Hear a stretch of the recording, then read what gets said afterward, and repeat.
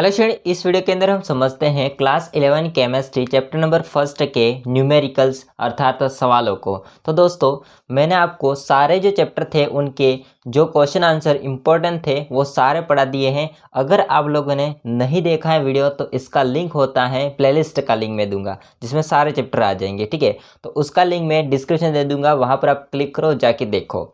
कल एक बच्चे ने कमेंट किया था, सर सभी चैप्टर के इंपॉर्टेंट क्वेश्चन होते हैं वो पर डे करवाइए, तो मैंने ऑलरेडी करवा रखे हैं, तो आप जाके देखिए। आज मैं जो कम्युनिटी पोस्ट होती है उसमें भी प्लेलिस्ट का लिंक दे दूंगा, तो वहाँ पर आप क्लिक करो और प्लेलिस्ट में जा कर के सारे चैप्टर के क्वेश्चन आंसर होते हैं, इसको आप लोग पढ़ सकते हो, याद कर सकते हो।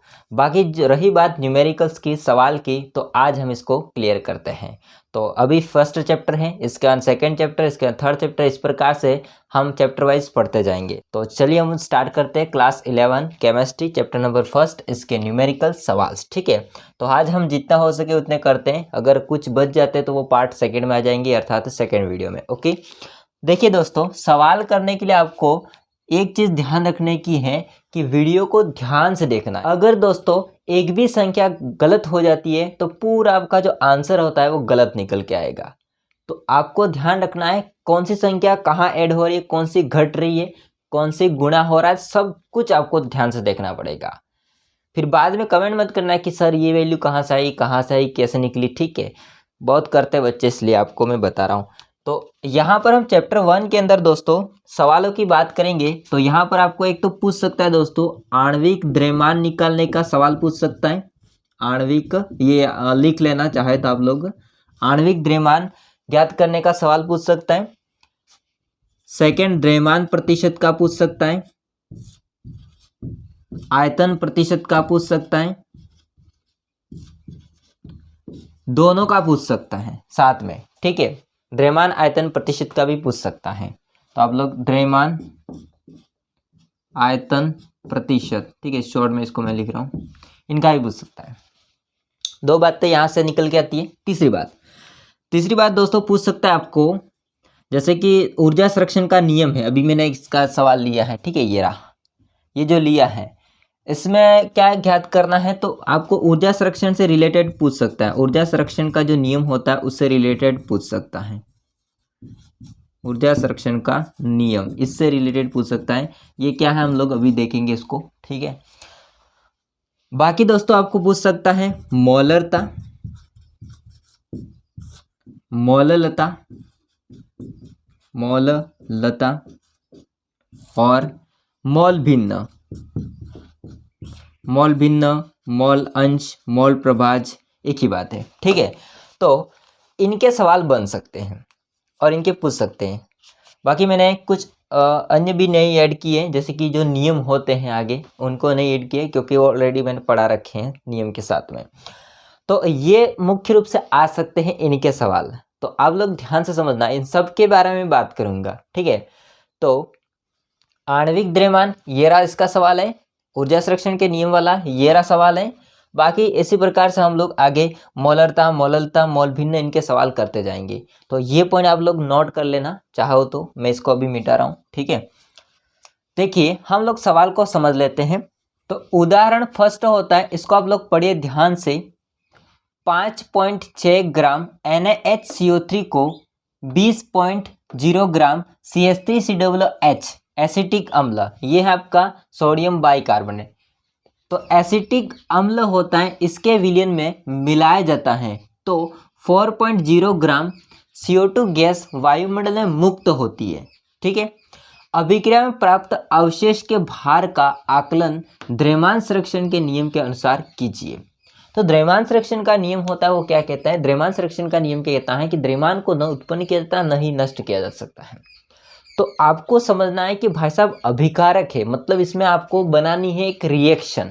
ठीक है, तो अभिकारक है, उनका जो भी द्रव्यमान है क्या उत्पाद के द्रव्यमान के बराबर है, ये आपको बताना है। ऊर्जा संरक्षण के नियम के पालना करता है या नहीं करता, या फिर आपको समझाना है कि ऊर्जा संरक्षण के नियम के अनुसार इस जो रिएक्शन मैं अभी बनाऊंगा रिएक्शन, उसके अंदर ये चीज अप्लाई होती है नहीं होती है। देखिए NaHCO3 को हम किस में मिला रहे हैं, CH3COOH में मिला रहे हैं। हल करेंगे हम लोग, तो यहाँ पर हो जाएगा NaHCO3 NaHCO3, ठीक है। NaHCO3 को हम लोग मिला रहे हैं CH3COOH में, तो क्या बनता है देखिए। अब यहाँ पर समझना, Na होता है आपका, ये Na CH3COO के साथ में बाहर निकलेगा, मतलब कि CH3COO और इससे जुड़ जाएगा Na, ओके। प्लस यहाँ से कौन, यहाँ से CO3 में से CO2 बाहर निकल जाएगा, वो वायुमंडल में मुक्त हो जाएगा, ऊपर लिखा भी गया है यहाँ पर, ठीक है। CO2 गैस होती है, वायुमंडल में मुक्त हो जाती है। बचा कौन, अब देखो यहाँ से CO3 में से एक ऑक्सीजन बचा और एक हाइड्रोजन बचा, तो मतलब OH बचा कुल मिला के, और यहाँ से H बचा, तो OH और H मिलकर के क्या बना देंगे, H2O बना देंगे, तो जल, ठीक है। अब हम इनके मान को लिख लेते हैं। देखिए NaHCO3 का मान कितना है, 5.6 ग्राम, कितना है, 5.6 ग्राम। CH3COOH का कितना है, 20.0 ग्राम, 20.0 ग्राम। CH3COO Na का कितना है, तो CH3COO का Na हमको नहीं पता है। H2O का कितना है हमको नहीं पता है, दे नहीं रखा है। CO2 का कितना है, तो CO2 का दे रखा है भैया, कितना दे रखा है, 4.0 ग्राम। CO2 गैस वायुमंडल में मुक्त हो जाती है, तो इसका दे रखा है कितना, 4.0 ग्राम। अब जो नहीं दे रखा है, इसने पूछा है कि अभिक्रिया में प्राप्त अवशेष के भार का आकलन द्रव्यमान संरक्षण के नियम के अनुसार कीजिए। तो आपका जो बचा है अवशेष, वो अवशेष कौन सा है, तो ये रहा पूरा अवशेष। इसको कोई न कोई नाम दे करके हमको मानना पड़ेगा। माना इसको हमने x ग्राम, ठीक है। अब हम लोग द्रव्यमान संरक्षण के नियम को अप्लाई करते हैं। तो द्रव्यमान संरक्षण का नियम क्या है भैया, द्रव्यमान संरक्षण के नियम के अनुसार क्या हो जाएगा,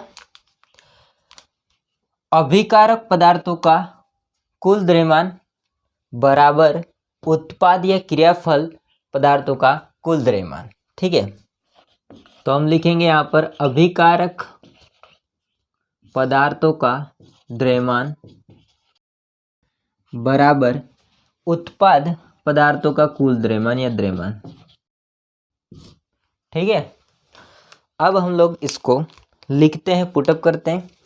अभिकारक पदार्थों का द्रव्यमान, अभिकारक कौन है, ये और ये, इसका द्रव्यमान कितना है, इसका द्रव्यमान ये रहा, इसका द्रव्यमान ये रहा, दोनों को जोड़ो, 5.6 ग्राम, 5.6 प्लस इसका 20.0 ग्राम, 20.0 ग्राम बराबर उत्पाद पदार्थों का द्रव्यमान, उत्पाद कौन है, ये तीनों, इस दोनों का तो कोई है नहीं, तो x ग्राम लिया हमने, तो x प्लस इसका कितना है, 4.0 ग्राम, 4.0 ग्राम। अब दोस्तों हम लोग इसको जोड़ देते हैं, कितना होगा, जोड़ो भैया, 6 पीछे लिख दो पॉइंट के बाद में, बाकी 5 और 0 को जोड़ देंगे तो कितना हो जाएगा, 5 और 2 आगे, कितना हो जाएगा, 25.6।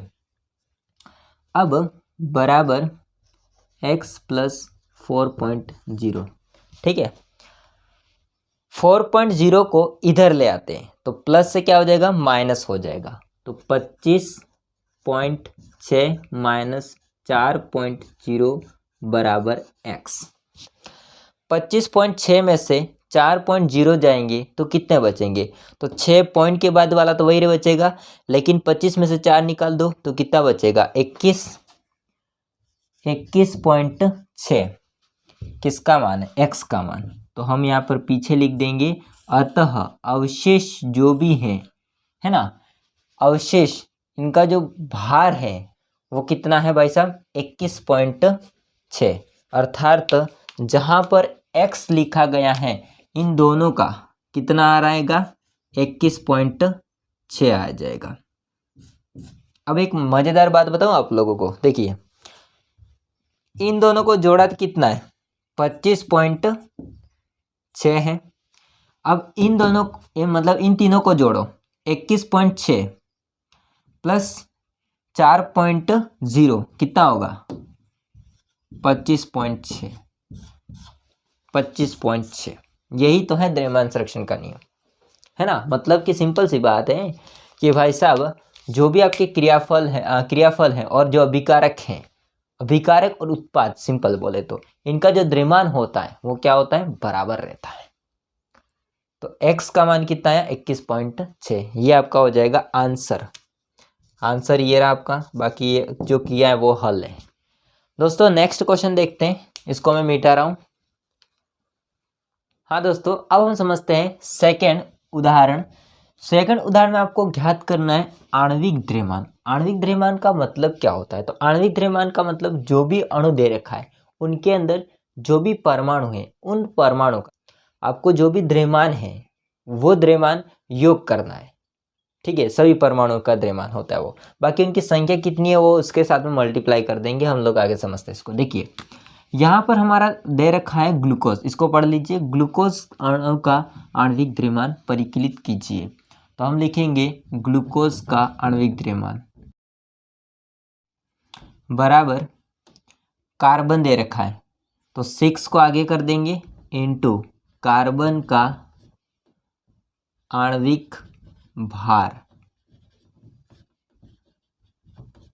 प्लस हाइड्रोजन कितने संख्या में? 12 इंटू हाइड्रोजन का आणविक भार प्लस ऑक्सीजन कितने? 6 इंटू ऑक्सीजन का आणविक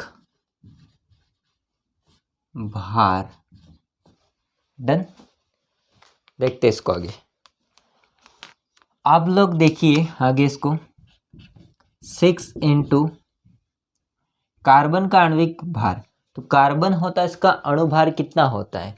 तो कार्बन होता है, इसकी परमाणु संख्या 6 होती है। 6 का डबल करो कितना हो जाएगा? 12 प्लस 12 इंटू हाइड्रोजन का द्रव्यमान संख्या कितनी होती है? 1।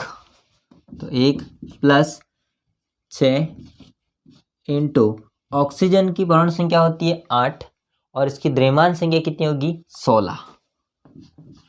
ठीक है, बराबर इसका गुणा करो कितना हो जाएगा? 6 और 12 का गुणा तो हो जाएगा 72 प्लस 12 प्लस 6 इंटू 16 का करोगे तो 96 आ जाएगा।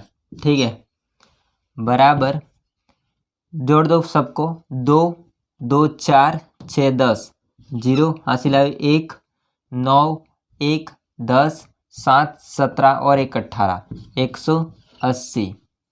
इसको लिखेंगे ग्राम प्रति मोल। ठीक है, ये इसकी यूनिट होती है और ये आपका आंसर है। तो इस प्रकार से आप किसी भी अणु का आणविक द्रव्यमान ज्ञात कर सकते हो। ठीक है, तो इस वीडियो में हम लोग इतना ही पढ़ते हैं, क्योंकि जो बच्चे नहीं देख रहे वीडियो इनको शेयर कीजिए और नहीं जुड़े वो जुड़ जाइए। आपके जो न्यूमेरिकल्स होते हैं इंपॉर्टेंट उसको हम स्टार्ट कर दिए हैं। तो वीडियो कैसा लगा कमेंट करके बताएगा। वीडियो अच्छा लगा तो लाइक करना, चैनल को सब्सक्राइब नहीं कर देना।